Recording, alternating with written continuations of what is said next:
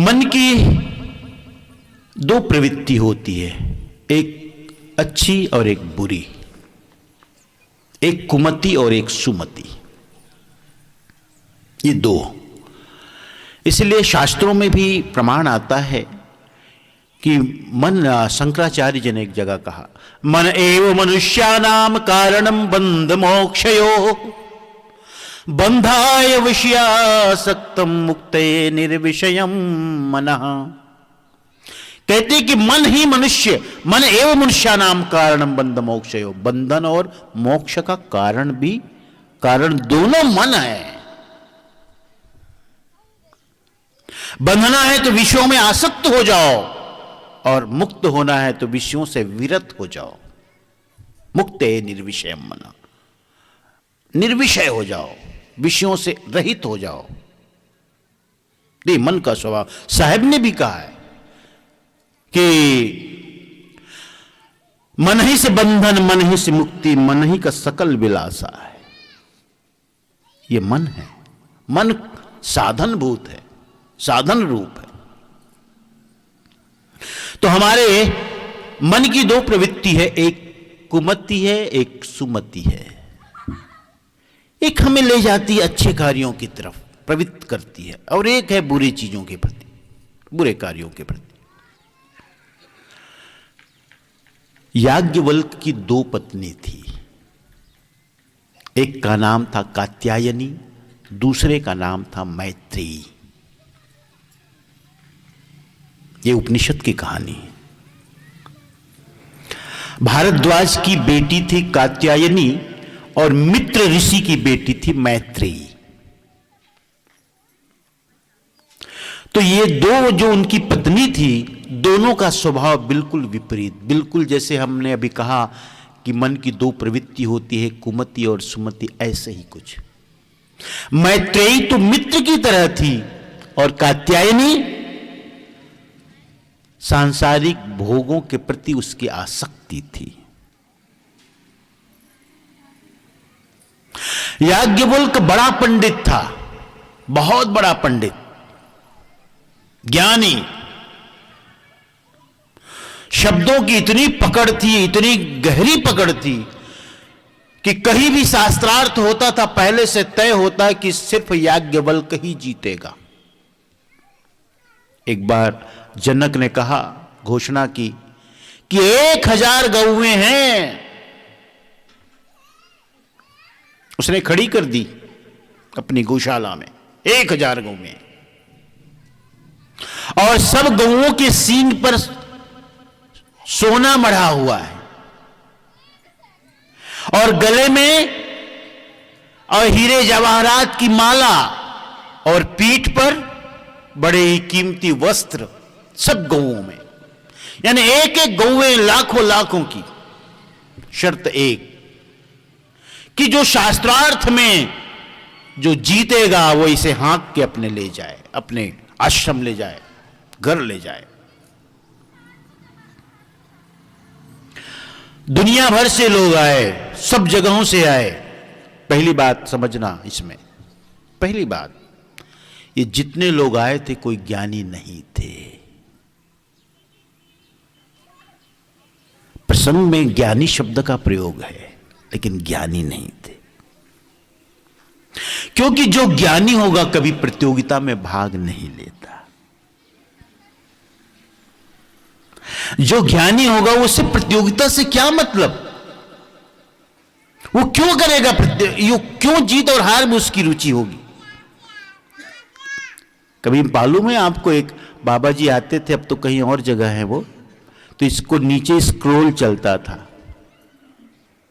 नीचे स्क्रॉल में लिखा रहता था कि शास्त्रार्थ कर ले, नहीं तो अपने को हार मान ले। आप समझ रहे होंगे मैं किसको कह रहा हूं। आजकल लोग लंबे समय से कहीं और जगह रह रहे हैं।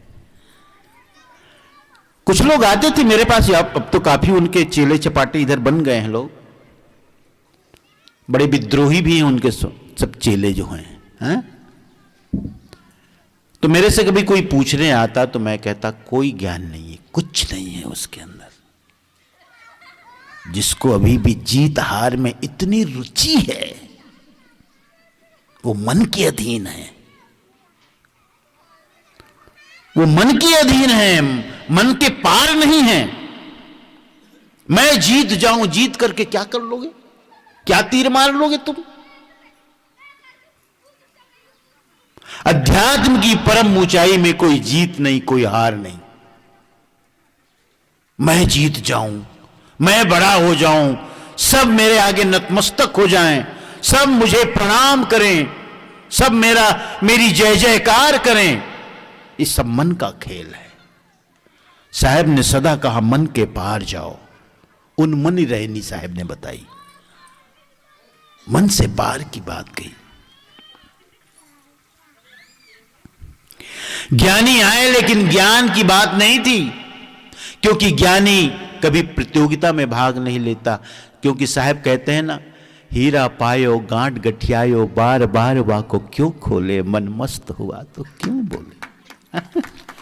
सोचो ना आप, अरे जब पा लिया तो उसे बताने की, प्रदर्शन करने की जरूरत है? पा लिया तो पा लिया, बस जान लिया। हा? जो जान लिया उसे बताने की जरूरत, प्रदर्शन तो वही करता है जो चाहता है मैं प्रदर्शन करूं, लोग जाने, मुझे सम्मान करें, मेरी इज्जत करें, जाने कि मैं बहुत बड़ा ज्ञानी। तो पहली बात तो ज्ञानी कोई आए नहीं वहां।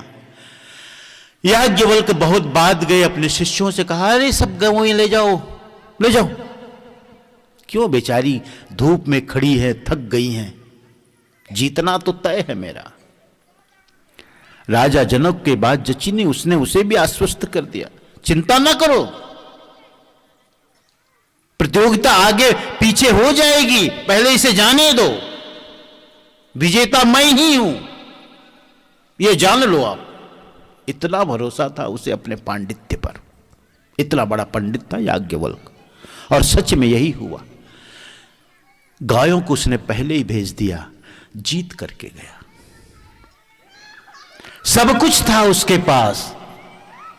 सब होने के बाद भी उसके मन में यह भाव जगा एक दिन कि सब तो मेरे पास है, सब जीवन की सारी सुविधाएं मौजूद है। दोनों पत्नियों को बुलाया उसने, ऐसा है अब मैं वन को जाना चाहता हूं, वानप्रस्थ होना चाहता हूं।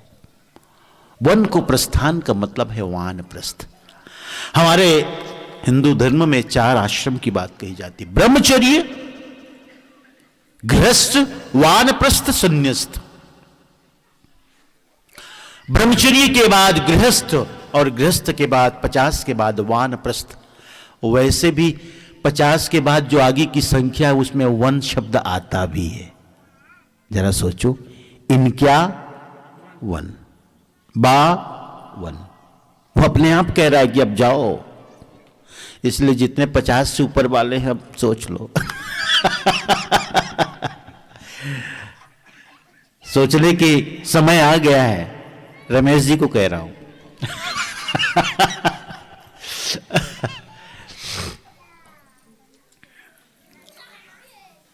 उसने सोचा कि सब कुछ तो मेरे पास है, लेकिन फिर भी कुछ अधूरा है जीवन,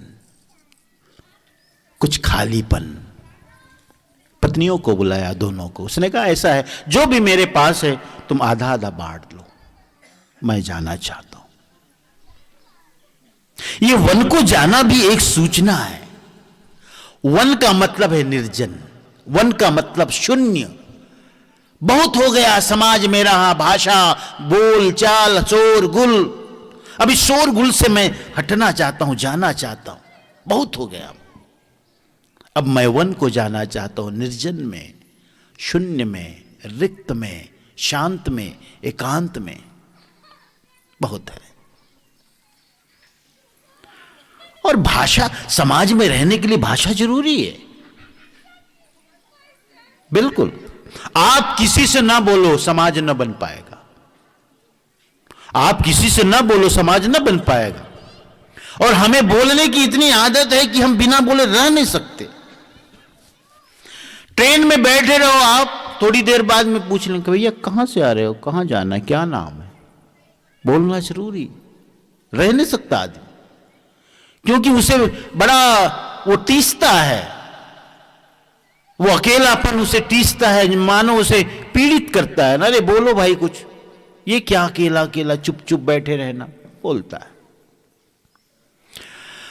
याज्ञवल्क्य ने सोचा, बहुत बोला बहुत बोला, बहुत प्रतियोगिताएं जीती, बहुत शास्त्रार्थ किया, सब है, सब सुविधाएं हैं, लेकिन मन नहीं भरा है, मन में शून्यता है।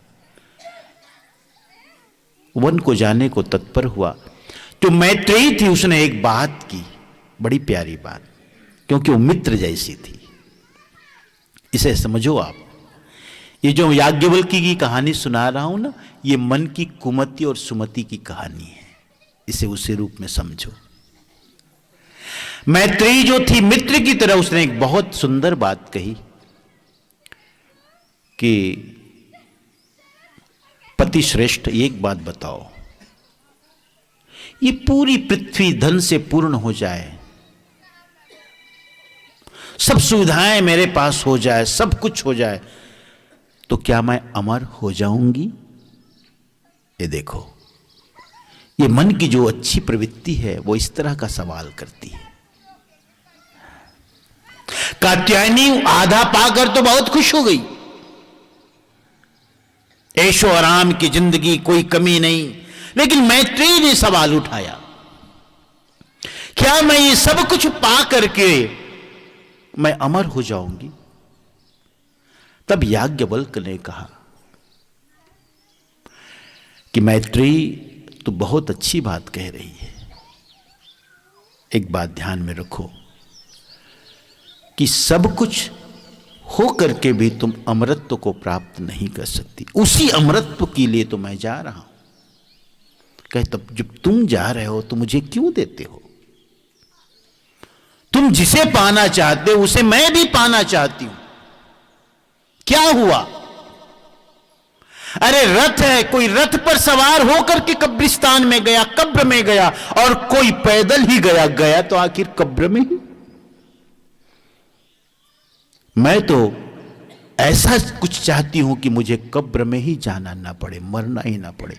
जैसे साहब कहते हैं ना, मरते मरते जग मुआ, मुए न जाना कोई, ऐसा होए कि न मुआ कि बहुरी न मरना।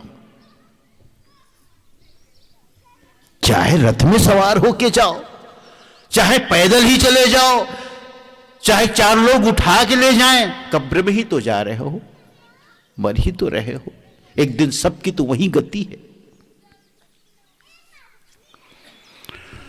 फिर याज्ञवल्क्य ने बहुत अच्छी तरह उसे समझाया, ऐसे ही हमारे मन की स्थिति है, हमेशा द्वंद्व रहता है। मन का मतलब ये द्वंद्व, मन हमेशा द्वंद्व में जीना चाहता है। दो, एक से वो तृप्त नहीं होता, दो चाहता है, अनेक चाहता है। मन का स्वभाव है ये। हमेशा